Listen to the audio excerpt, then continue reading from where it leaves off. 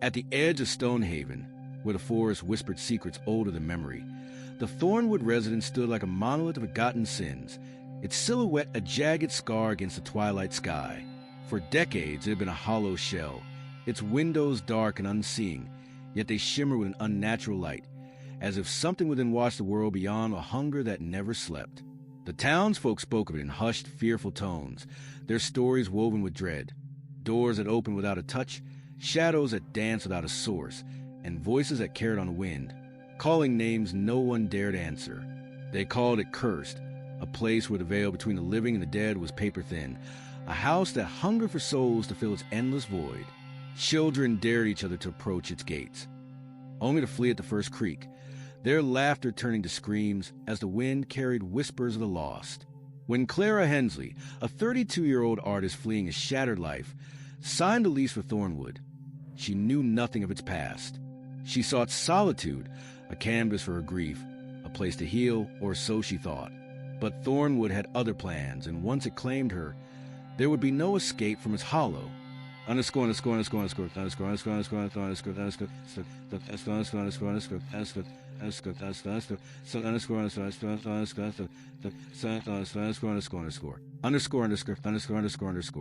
Arrival and initial unease.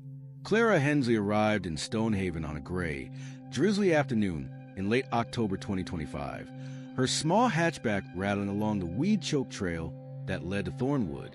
She was a slight woman with sharp features, her auburn hair tied back in a messy bun, her green eyes shadowed with exhaustion. Her hands trembled as she gripped the steering wheel.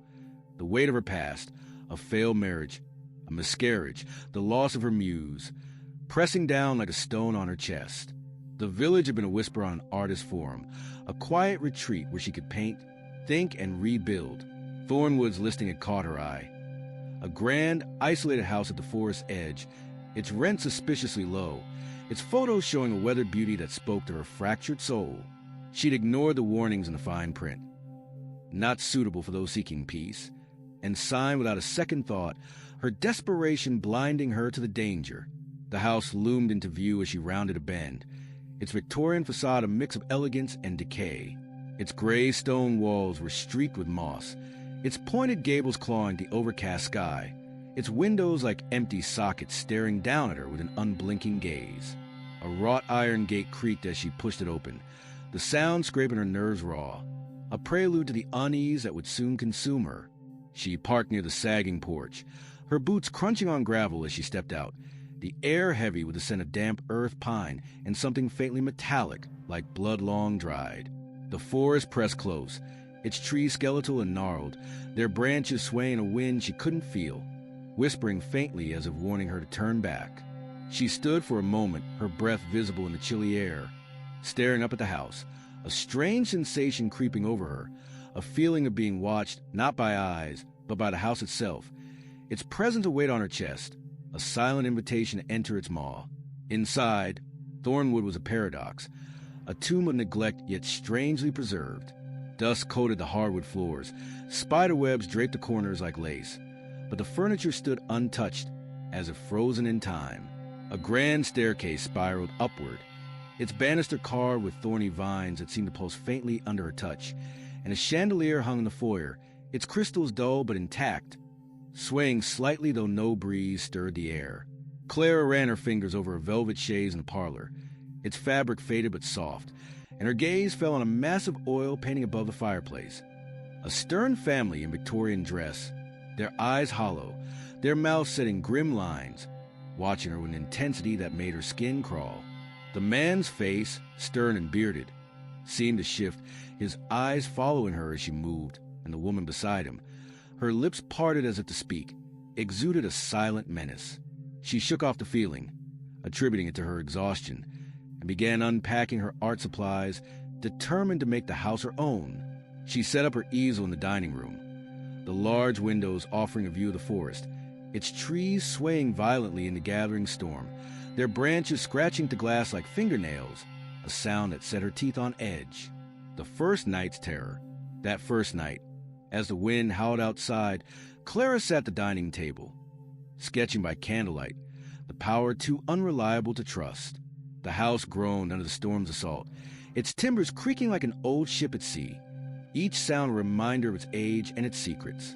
She'd heard the rumors in Stonehaven, whispers of hauntings, of residents who'd vanished without a trace, but she dismissed them as small-town superstition, the kind of tale spun to scare outsiders. She was here to heal, not to chase ghosts. Her sketch took shape, a wilted rose, its petals curling inward, a reflection of her own grief, its thorns sharp and black, bleeding ink onto the page. But as the clock struck midnight, a new sound pierced the storm's roar, a faint, rhythmic tapping, like fingernails on glass, coming from the parlor. Clara froze, her pencil hovering over the paper, her breath catching in her throat. The tapping grew louder, more insistent, a deliberate rhythm that echoed in her chest, matching the frantic beat of her heart. She set the pencil down, her hands trembling, and rose, the candle's flame flickering as she moved toward the sound. The parlor was dark, the curtains drawn, but the tapping came from the window, a tall, arched pane overlooking the forest. She approached slowly, her shadow stretching across the floor, and peered through the glass. Nothing but darkness stared back, the trees swaying violently, their branches scraping the house like claws, their movements synchronized, almost purposeful. The tapping stopped, replaced by a low, keening moan that seemed to rise from the walls themselves, a sound so mournful it sent a shiver down her spine, a lament for the souls it had claimed. She stumbled back, the candle nearly slipping from her grip, and the moan grew louder, forming a word, Clara. Her name, spoken in a voice that was both hollow and ancient, reverberated through the room, the walls trembling with its weight. Clara's knees buckled, her mind racing. How could anything know her name? She was alone, miles from anyone, in a house that hadn't been lived in for years. She spun, searching for the source, but the parlor was empty, the shadows pooling in the corners like ink, their edges writhing as if alive. The moan came again, closer now, from the staircase, and she heard the distinct creak of footsteps ascending, slow and deliberate, as if something unseen climbed toward her. Each step was a thud, a heartbeat in the wood, growing louder, closer, until it reached the landing, the air turning frigid, her breath visible in the dim candlelight, forming clouds that lingered like spirits. Panic seized her, and she bolted for the front door, her candle snuffed out by her frantic movement, plunging the house into darkness. She yanked at the handle, but the door wouldn't budge, though it's swollen and unyielding, as if the house itself refused to let her go. The footsteps stopped, and a cold breath grazed the back of her neck, carrying the scent of decay, rotting wood and something sweeter, like spoiled fruit, a stench that clung to her skin. She screamed, pounding on the door, but the sound was swallowed by the house, the walls absorbing her cry as if feeding on her fear, the vibrations rippling through the wood like a living thing.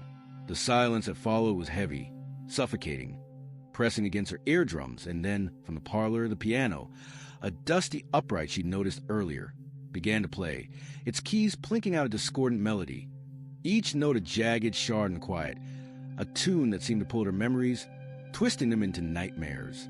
Clara turned, her back pressed to the door, her breath coming in shallow gasps. The music grew louder, faster, the notes warping into a cacophony that clawed at her sanity, and she saw it, a shadow moving across the parlor, tall and thin, its limbs impossibly long, its form flickering like a dying flame. It paused at the piano, its head tilting as if listening, and then it turned, its face a void of darkness save for two glowing, amber eyes that burned into her, unblinking and predatory. Clara, it whispered again, its voice a hiss of wind through dead leaves, and the piano's music swelled, the shadow's fingers hovering over the keys, play without touching them, the melody a dirge that seemed to pull at her soul, unraveling her grief into a tapestry of terror. She couldn't move, her body frozen by terror, her mind screaming to run but her limbs refusing to obey. The shadow stepped closer, its form stretching, its amber eyes growing larger, brighter, until they filled her vision, a fire that seared her soul, its heat a paradox against the cold that gripped her. The air thickened, the temperature plummeting, her breath visible in the dim light, filtering through the windows, forming patterns that spelled her name in the frost.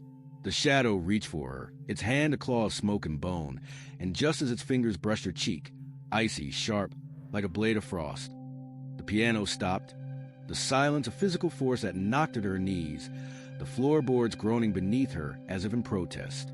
The shadow vanished, leaving only the echo of its whisper. You belong to Thornwood now. A promise that lingered in the air, a vow etched into her mind. Escalating torment.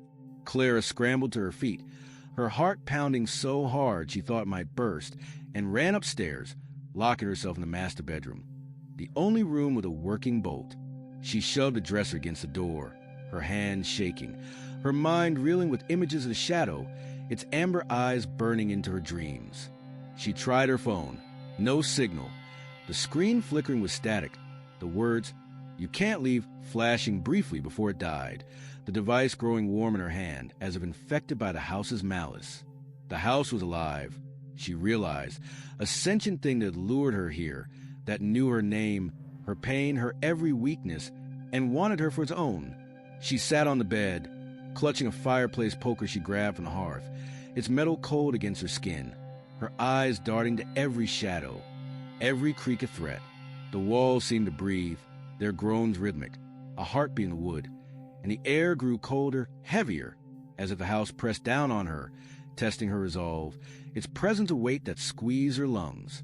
Sleep was impossible, the night stretching endlessly, the house whispering her name in the shadows, a chant that burrowed into her mind, "Clara, Clara, Clara," each repetition a nail driven deeper into her sanity. The window rattled, its frame warping as it tried to break free, and the curtains swayed without wind, their fabric brushing the floor like ghostly fingers. She heard footsteps again, not from the hall but from within the walls, a slow, deliberate tread that circled her room, the sound growing louder, closer, until it stopped just outside the door, the wood creaking as if something leaned against it.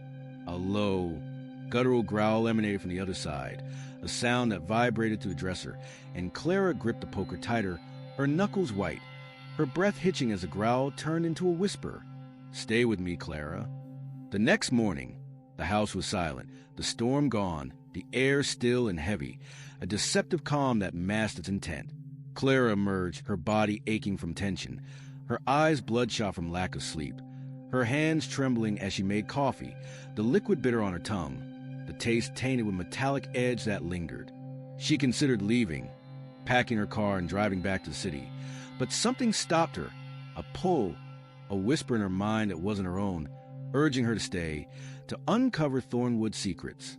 She couldn't explain it, this compulsion, but it was as real as the fear that gripped her, a dual force driving her deeper into the house's grasp. The house seemed to watch her as she moved, its shadows shifting subtly, its silent a predator waiting to strike, its walls pulsing faintly with a rhythm she couldn't ignore. She decided to explore, to understand what she was dealing with, hoping knowledge might free her.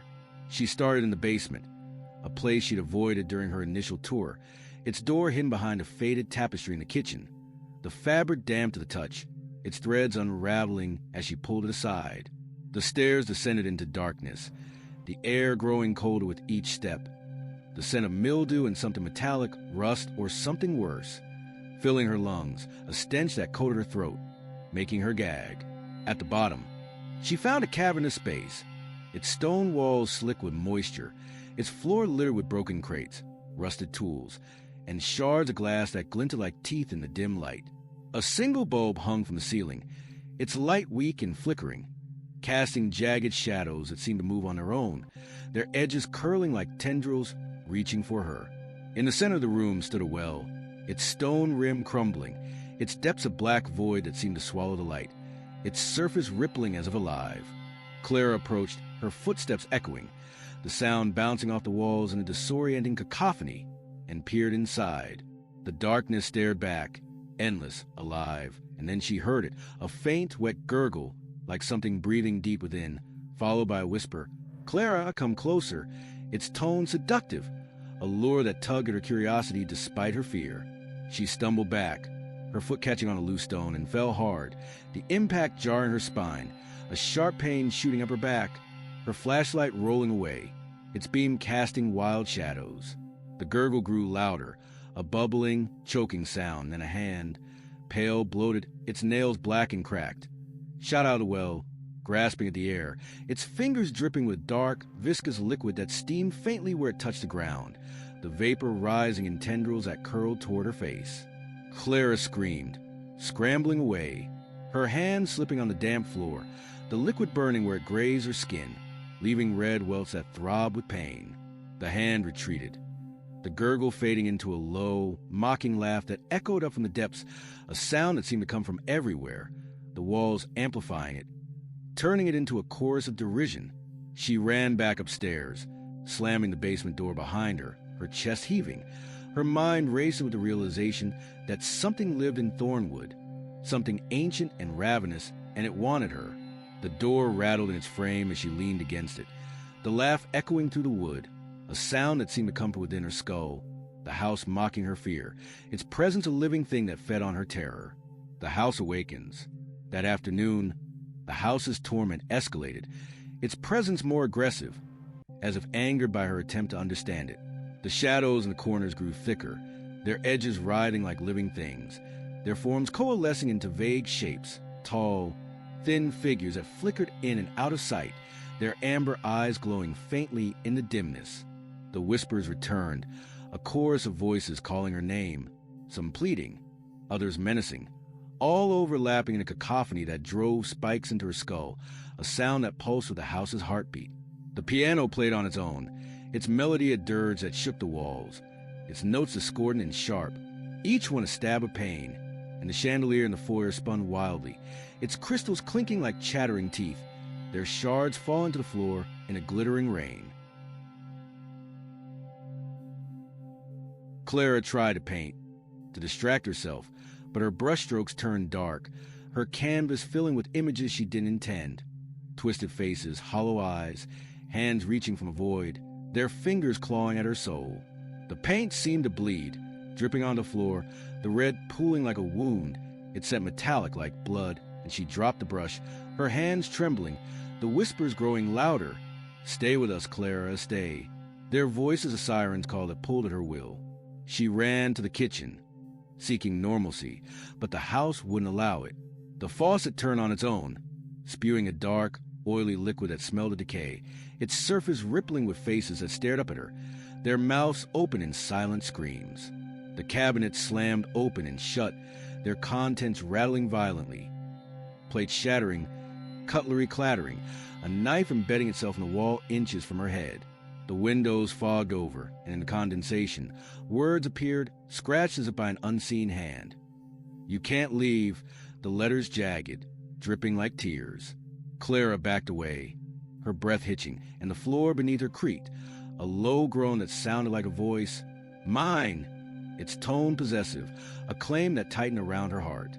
The house was speaking to her now, its intent clear. It wouldn't let her go, not until it consumed her entirely.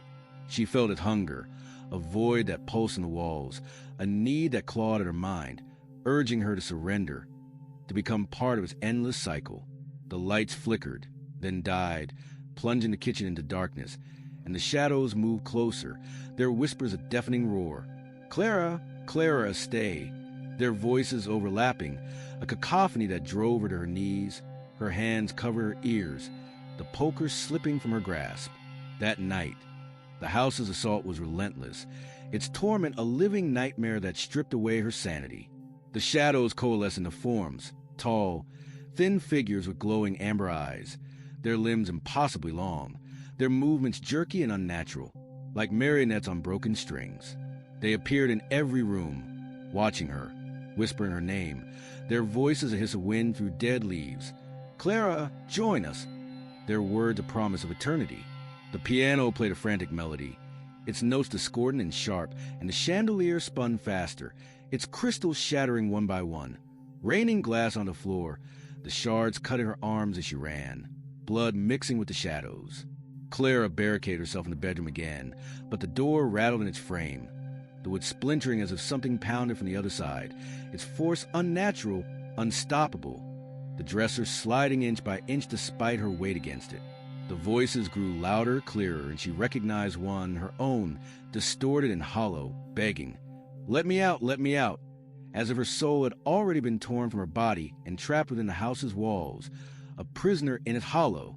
The window shattered inward, glass sprang across the room, and a cold wind rushed in, carrying the scent of decay, the shadows swirling with it, their forms solidify into the figures she'd seen before, their amber eyes burning brighter, their claws outstretched.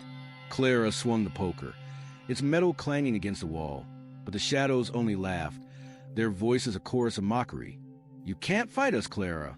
Their words echoing in her skull, a sound that burrowed into her mind, twisting her thoughts. She ran to the bathroom, locking the door, her breath ragged, her hands shaking as she turned on the faucet, the water icy against her skin, a brief respite from the terror. But the mirror above the sink fogged over, and in the condensation, Eleanor's face appeared, her pale features distorted, her hollow eyes staring, her mouth moving silently at first, then whispering, "You're ours."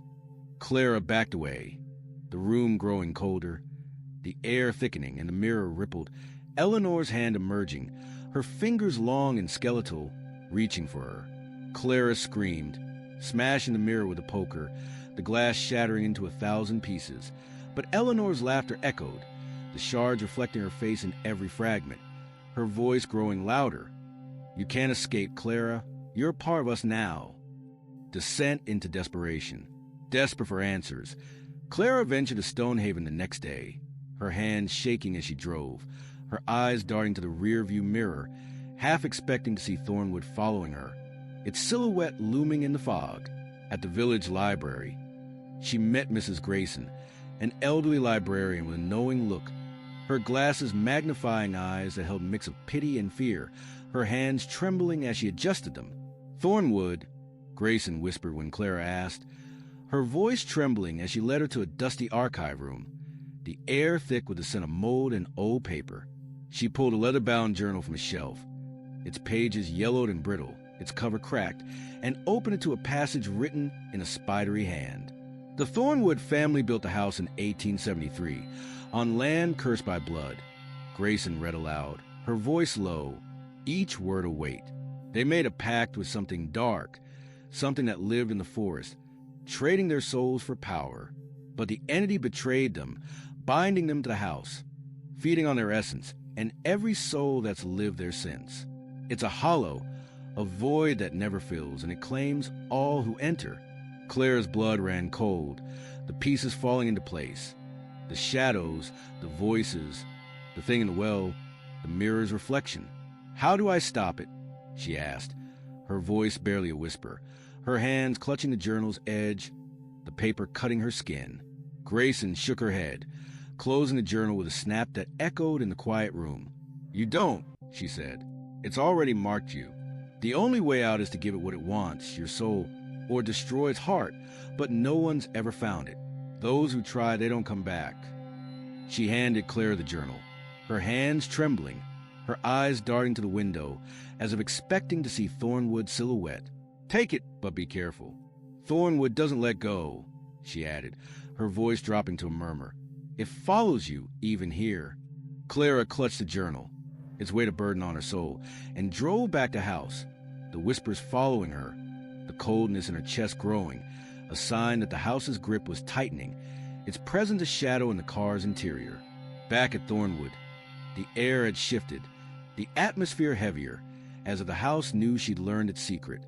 The shadows seemed to watch her, their movements deliberate, their amber eyes glowing faintly in the dimness, and the whispers grew more insistent. A chant of "stay, stay, stay," that burrowed into her mind, a mantra that drowned out her thoughts. She searched the journal for clues, its pages filled with accounts of past residents. Dozens, all vanished, their final entries frantic, scrawled with warnings. "It's in the walls. It sees everything. Don't look in the mirrors." Their ink smeared with what looked like tears or blood. One entry, dated 1901, mentioned a heart in the attic, a source of the house's power, but warned that reaching it would awaken the entity fully. A creature born of the hollow, a guardian of the curse, its form a nightmare of smoke and bone. Another page detailed a ritual, a chant to weaken the entity, but the words were incomplete, the ink faded, the paper torn, as if the writer had been interrupted, their final plea lost to the house's hunger. Clara memorized what she could, her voice trembling as she whispered the fragments, the air growing colder with each syllable, the shadows pressing closer, their whispers turning to hisses. Stop, stop, you'll wake it. The attic confrontation. Clara knew she had to try, even if it meant facing the entity, her fear fire that drove her forward despite the house's resistance. She climbed to the attic, the door at the end of the upstairs hall creaking open at her touch. As if the house wanted her to find it, its hinges groaning like a living thing. The attic was a cavern of shadows, its air frigid, its floorboards groaning under her weight. Each step a test of her resolve. Cobwebs hung like veils, their threads sticky against her skin, and in the center stood a mirror, its frame carved with thorny vines that seemed to ride in the dim light of her flashlight, their edges sharp, cutting her fingers as she brushed them. The glass was murky, rippling like water, and as Clara approached, a shape emerged, a woman, pale and gaunt, her eyes hollow, her mouth stretched into a ghastly smile. It was Eleanor Thornwood, the last of the family, her form flickering, her voice a hiss. You shouldn't have come. The mirror trembled, the glass warping, and Eleanor's hand shot out, her fingers long and skeletal, dripping with dark, steaming liquid that burned the floor where it fell, the vapor rising in tendrils that curled toward her face, their touch a cold fire. Clara staggered back, the cold biting deeper, the air thick with a weight that pressed against her chest, her breath shallow, her heart pounding. Eleanor stepped fully from the mirror, her form solidifying, her smile widening as she whispered, "The heart is here, but you'll never take it. The house protects its own." The attic shook, the shadows coalescing into a massive, hulking form, a creature of smoke and bone, its eyes amber flames, its mouth a gaping maw of jagged teeth, its claws scraping the floor, leaving scorch marks. It lunged for Clara, its claws slashing the air, and she dove behind a trunk, her heart pounding, the journal slipping from her hands, its pages fluttering open to the incomplete chant. The creature's voice was a growl that shook the floor. You'll feed the hollow, just as the others, its words a rumble that vibrated through her bones. It swiped at the trunk, splintering it, and Clara saw it. The heart, a pulsing, black orb embedded in the mirror's frame, its surface veined with green light, beating like a living thing, its rhythm matching the house's groans. She lunged for it, her fingers brushing its icy surface, and the creature roared, its form expanding, filling the attic with its presence, its claws raking the walls, leaving deep gouges. Clara recited the chant, her voice trembling, the words incomplete but desperate. By the blood of the cursed, by the breath of the lost, weaken the hollow, break it hold. The syllables a lifeline in the chaos. The creature howled, its form flickering, and the house screamed, the walls cracking, the floor tilting, as if trying to swallow her whole.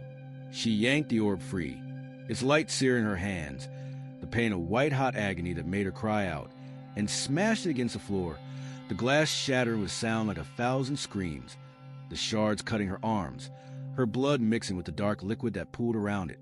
The creature dissolved into smoke, its amber eyes fading and the house convulsed, its timbers snapping, its windows shattering inward, the air filled with the sound of breaking glass and splintering wood. Clara ran, the attic collapsing behind her, the shadows chasing her down the stairs, their whispers turning to shrieks. You can't escape, you can't escape. The stairs buckled beneath her, the banister crumbling, and she stumbled, her ankle twisting, the pain a sharp stab that slowed her flight. She reached the front door, the house's final defense, and threw herself against it, the wood giving way at last, spilling her into the dawn light, the cold air shock against her burning skin. The forest was silent, the air warm, the house still behind her, its windows dark, its presence gone. She'd done it. She destroyed the heart, broken the curse. Or so she thought, her breath ragged, her hands trembling as she leaned against a tree, the pain in her ankle a dull ache, the unbroken curse. But as she stumbled down the trail, her breath ragged, her hands burned from the orb. She felt it, a coldness in her chest, a whisper in her mind, your mind, its tone a promise of eternity. She turned, and there in the distance, Thornwood stood, its windows glowing amber, its silhouette pulsing like a heartbeat, its stones shifting as if alive. The shadows moved within, and Eleanor's face appeared in the glass, her smile wider, her eyes burning with triumph, her voice a hiss that carried on the wind. "You can't run, Clara. You're part of us now." Clara's vision blurred, pain searing through her skull, a pressure that split her thoughts, and she collapsed, the world fading to black, the forest swallowing her scream. When she woke, she was in Stonehaven, lying in a hospital bed, the doctors murmuring about dehydration, exhaustion, a breakdown, their voices a distant hum, their faces blurred as if seen through fog. They said they'd found her on the trail, her car abandoned, her hands blistered as if burned, her ankles swollen and bruised, her clothes torn and stained with a dark, oily substance they couldn't identify. She tried to tell them about Thornwood, about the Hollow, about the creature in the heart, but they only nodded, their eyes distant, as if they couldn't hear her, their hands cold as they adjusted her for, their movements mechanical, their faces too still. She was released days later. Her body healed, but her mind fractured, the coldness in her chest growing, the whispers louder. "You're mine, you're mine," a chant that echoed in her dreams, a shadow that followed her waking hours. She returned to the city, hoping distance would save her. Her apartment a sanctuary she clung to, its walls familiar, its silence a balm. But Thornwood followed, its presence a weight that seeped into the concrete, its hunger a force that crossed miles. In her apartment, the shadows moved again, their edges writhing, their forms coalescing into the tall, thin figures with amber eyes, their whispers a hiss. "Clara, join us." Their voices a chorus that drowned out the city's noise. The mirrors reflected not her face, but Eleanor's, her smile a promise of eternity, her hollow eyes burning with a light that seared Clara's soul. The piano music returned, faint at first, then louder, echoing through the walls, its notes discordant and sharp, a dirge that pulled at her grief, twisting it into a nightmare of loss. The amber eyes watched her from every dark corner, unblinking, inescapable. Their gaze a weight that pinned her to floor, their presence a cold that seeped into her bones. Clara realized the truth. The house hadn't let her go. She destroyed its heart.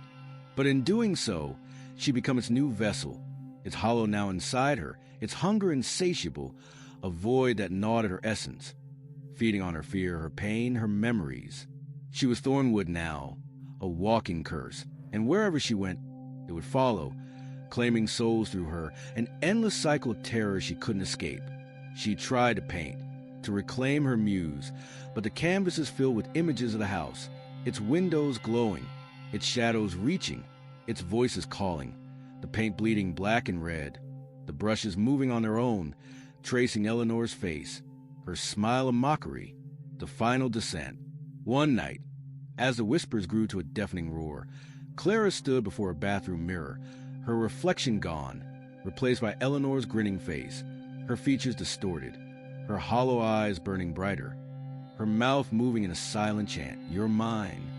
The amber eyes glowed in the darkness, and the shadows reached for her, their touch cold and final, their claws brushing her skin, leaving trails of frost that burned. "Welcome home," Eleanor whispered, her voice a wind that carried the scent of decay, and the mirror rippled, its surface a portal that pulsed with a green light, the hollow's heartbeat. Clara backed away, her hands trembling, her breath shallow, but the room shrank, the walls closing in, the air thickening with a weight that pressed against her chest, her lungs straining.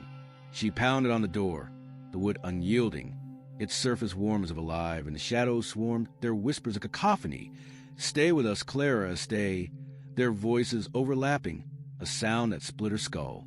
The mirror shattered, the shards flying outward, cutting her arms, her blood mixing with the shadows, and Eleanor stepped through, her form solid, her dress tattered, her hands outstretched, her fingers dripping with the dark liquid that steamed and burned.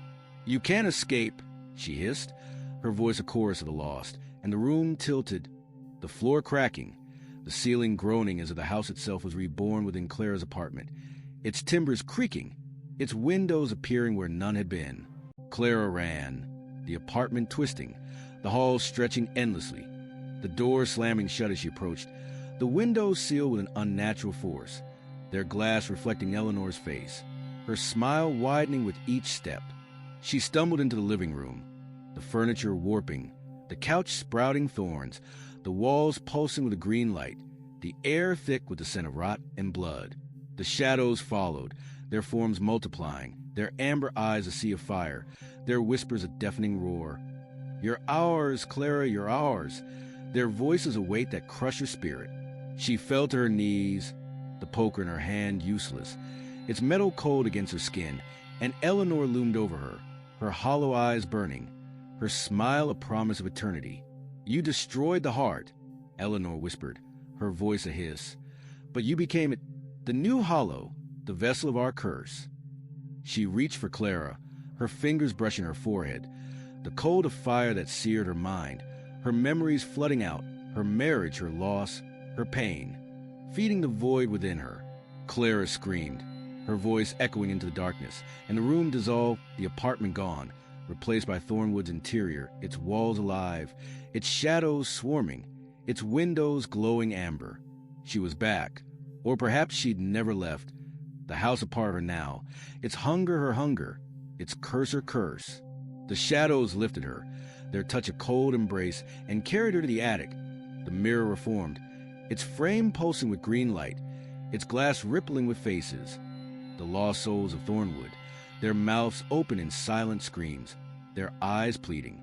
Eleanor stood before it, her smile triumphant, and whispered, "Welcome home. Clara, the hollow is yours." The mirror swallowed her, the glass closing around her, the cold a shroud that enveloped her soul, and the house pulsed, its heartbeat a rhythm that echoed to the forest, its windows glowing brighter, its hunger renewed. In Stonehaven, the townsfolk whispered of a new presence, a woman's face in Thornwood's glass, her eyes amber, her smile a promise of terror, the hollow alive once more, waiting for its next victim.